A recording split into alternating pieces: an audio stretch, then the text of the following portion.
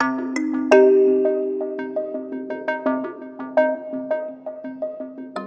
was 21 years old when I first experienced that God saw me and that He wanted to help me. I lived with my parents and it was my first year of my study journalism. That year I didn't really do well. I didn't work hard enough. And my final exams of that year were coming up and I had to get pretty much every exam. Otherwise they wouldn't let me go through with the study and that would have been the end of my dream to become a journalist. This dream to become a radio reporter started when I was a 13-year-old and I written a letter to a local radio station. They invited me and from then onwards I spent pretty much my whole youth at this station. I was able to do a lot of different shows. Then I decided to do a study journalism and I was getting close to fulfilling my dream to work in radio. My only problem was that I was using soft drugs, which started as just a way to have fun with my mates after school on a Friday afternoon. We went to a coffee shop where you can smoke and play table football.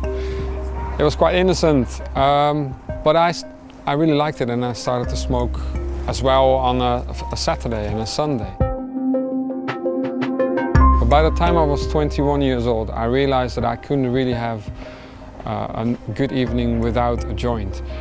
And I was getting forgetful, lazy, quite insecure as well.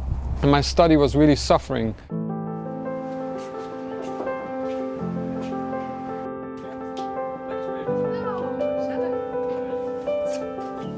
So even though I was living at home, my parents didn't really know I was doing drugs. Dat jij softdrugs gebruikt hebt, heb ik van jou nooit verwacht. Ik heb wel gezien dat je je afkeerde van alles wat met het geloof te maken had en dat je uitging.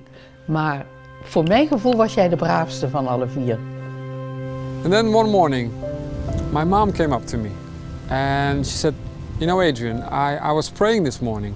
And you have to know my mom and my dad have always been Christian and they've always been praying people, especially my mom. So she came to me and she said, I believe God gave me a message for you this morning. So I was like, okay.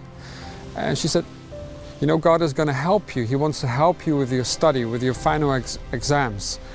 But next year, it's not going to happen again. And you need to change. Ik merkte aan jou dat het bij jou binnenkwam. En dat je daarover nadacht. En toen kon ik het ook loslaten. Toen wist ik ook van oké, ik moet het nu loslaten. Because of the message my mom gave to me from God that it would be okay, that I would make it through these exams, I went in quite relaxed. Of course I did study and I did really well. And I was able to go into the second year of my study. So this incident opened up my world towards the idea that there was a God, and I started to read books and discover more about Christianity.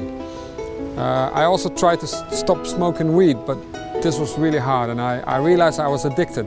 And one day I opened up my life to God and I said, here I am, just take my life, do whatever you want with my life, I'm yours.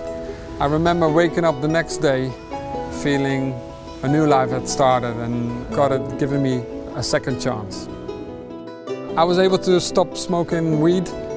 I was so deeply fulfilled that I didn't really have to smoke anymore to have a good time. I finished my study, journalism. My first job was in television. I worked there for 3 years and then I became an independent video producer. And now I'm helping other Christians, other people to share their story with God through video, through the internet. I'm so thankful that God helped me in a time where I wasn't really even thinking of Him. And He showed His goodness to me and He's showed it ever since.